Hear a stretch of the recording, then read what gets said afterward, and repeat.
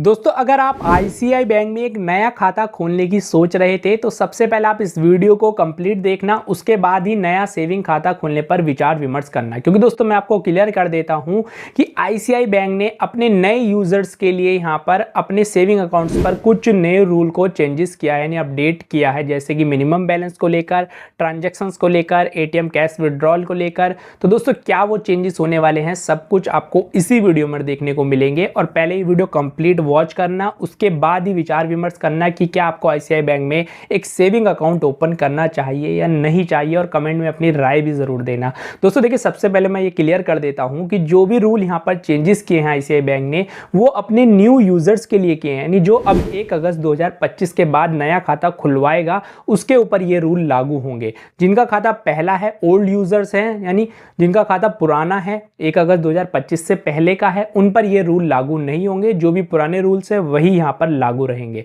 तो दोस्तों क्या रूल्स हैं, क्या चेंजेस हुए हैं आईसीआई बैंक ने अपने सेविंग अकाउंट पर, तो पूरी जानकारी इसी वीडियो में देखेंगे। लेकिन उससे पहले आपसे एक छोटी सी रिक्वेस्ट है कि चैनल पे पहली बार आए हैं तो वीडियो को लाइक कर लेना, चैनल को सब्सक्राइब कर लेना और बेल आइकन को प्रेस कर लेना, क्योंकि दोस्तों आपको हमारे चैनल पर इसी प्रकार की वीडियोस देखने को मिलती रहती है। बिना किसी देरी के बढ़ते हैं वीडियो में मेन प्रोसेस की ओर। दोस्तों देखिए, यहाँ पर कोई भी बैंक हो, चाहे फिर वो प्राइवेट बैंक हो या फिर यहाँ पर गवर्नमेंट बैंक हो, वो अपने खातों को यहाँ पर जो है एरिया के हिसाब से सेलेक्ट करे रहता है। ठीक है, जैसे कि यहाँ पर metro city, semi urban, urban, ठीक है, रूरल, ठीक है, तो इस तरीके से यहाँ पर डिवाइड होते हैं। तो दोस्तों देखिए, इसी को लेकर मैं यहाँ पर ट्रांजैक्शंस भी आपको अलग अलग बताऊंगा और स्क्रीनशॉट के साथ भी समझा दूंगा। ठीक है, तो दोस्तों जैसे मान लीजिए कि आपका खाता मेट्रो या फिर अर्बन सिटी में आता है, और दोस्तों वहां पर, यानी मेट्रो का मतलब जो हाई लेवल पे सिटी होती है, ठीक है, और दोस्तों एक होते हैं शहरी इलाके। ठीक है, तो मेट्रो और अर्बन सिटी, ठीक है, तो दोस्तों इनमें अगर आपका खाता आता है तो दोस्तों वहां पर आपको मिनिमम बैलेंस आईसीआई बैंक में 50,000 रुपए अब रखना होगा, जो कि पहले यहां पर 10,000 रुपए रखना पड़ता था। और वहीं दोस्तों मैं अगर बात करूं सेमी अर्बन यानी अर्ध शहरी में, तो दोस्तों वहां पर आपको जो मिनिमम बैलेंस है 25,000 रखना होगा, जो कि पहले यहां पर आपको 5,000 रुपए रखना होता था।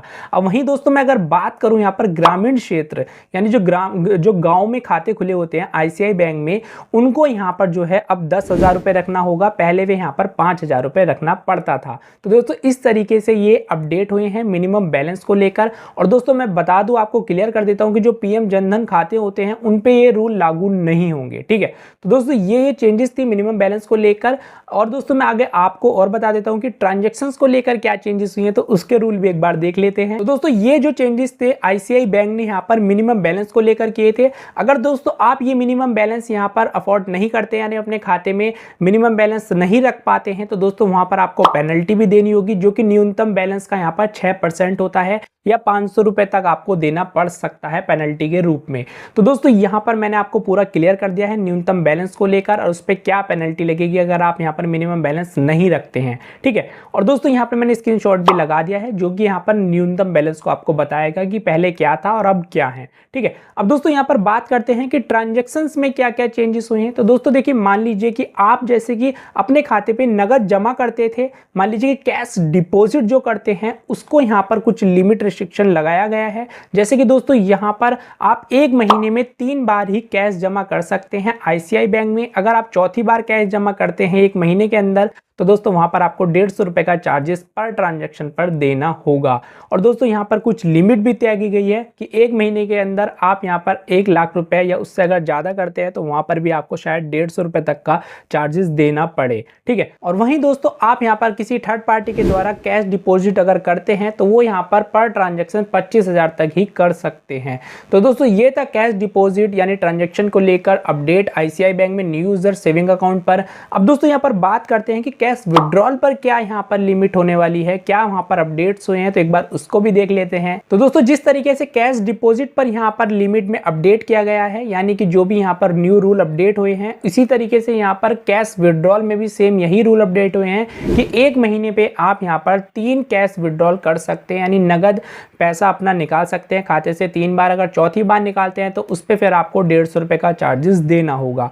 और दोस्तों वहीं बात करें थर्ड पार्टी के द्वारा अगर आप यहां पर विड्रॉल करते हैं तो उस पे आपको जो लिमिट तय की गई है वो पर ट्रांजैक्शन 25,000 की यहाँ पर लिमिट तय की गई है। तो दोस्तों इस तरीके से कैश डिपॉजिट और कैश विड्रॉल पर यहाँ पर जो भी लिमिट में अपडेट हुआ है, यानी कि न्यू यूजर के लिए जो न्यू रूल अपडेट किए गए हैं इसी बैंक में, वो मैंने आपको क्लियर कर दिए हैं। अब दोस्तों यहाँ पर बात करें कि एटीएम कैश विड्रॉल को लेकर नए नियमों में क्या अपडेट किया गया है, तो दोस्तों मैं आपको बता देता हूं कि अगर आप किसी बड़े मेट्रो सिटी में यहाँ पर किसी दूसरे बैंक से यहाँ पर अगर कैश विड्रॉल करते हैं तो यहाँ पर 3 बार ही फ्री यहाँ पर विड्रॉल कर सकते हैं, चाहे फिर वो फाइनेंशियल हो या फिर नॉन फाइनेंशियल हो। ठीक है, अगर चौथी बार आप यहाँ पर करते हैं ट्रांजैक्शन तो वहाँ पर आपको पर ट्रांजैक्शन 23 रुपये देना होगा फाइनेंशियल में, और नॉन फाइनेंशियल में यहाँ पर 8.5 रुपये का शुल्क देना होगा, 8 से 9 रुपये का। ठीक है, तो दोस्तों ये थे यहाँ पर कुछ नए नियमों में बदलाव जो आईसीआई बैंक ने अपने न्यू सेविंग अकाउंट यूजर के लिए किए हैं। याद रखना 1 अगस्त 2025 के बाद से अगर आप खाता खुलवाते हैं आईसीआई बैंक में तभी आपको ये नए नियम लागू होंगे, उससे पहले के खाता धारकों पे ये नियम कोई भी लागू नहीं होगा। ठीक है, और जो जनधन खाता वाले होते हैं, पीएम जनधन खाता, उन पर भी ये रूल लागू नहीं होंगे। ठीक है, तो यहाँ पर जो भी नियमों में अपडेट था वो मैंने आपको क्लियर कर दिया है। अगर कुछ रह गया होगा तो मैं आपको ज़रूर से बता दूंगा। ठीक है, और दोस्तों आप अपनी कमेंट राय में ज़रूर बताना कि यहाँ पर क्या ये रूल सही है या गलत है। देखिए मुझे तो सही नहीं लगे हैं, क्योंकि 50,000 रुपये एक बहुत बड़ी अमाउंट होती है आज के समय में अपने खाते में मिनिमम बैलेंस के तौर पर रखने पर। ठीक है, तो चाहे कोई कितना भी बड़ा आदमी है बट वो इतनी अमाउंट यहाँ पर अफोर्ड नहीं कर सकता अपने खाते पे। 50,000 रुपये बहुत बड़ी अमाउंट होती है, तो इसलिए ये रूल हमें तो सही नहीं लगे हैं। आप अपनी राय ज़रूर से बताना। और दोस्तों अगर चैनल पे पहली बार है तो वीडियो को जरूर से लाइक करके चले जाना और चैनल को सब्सक्राइब कर लेना और बेल आइकन को प्रेस कर लेना। मिलता है आपसे नेक्स्ट वीडियो में नए अपडेट के साथ, जब तक के लिए जय हिंद जय भारत।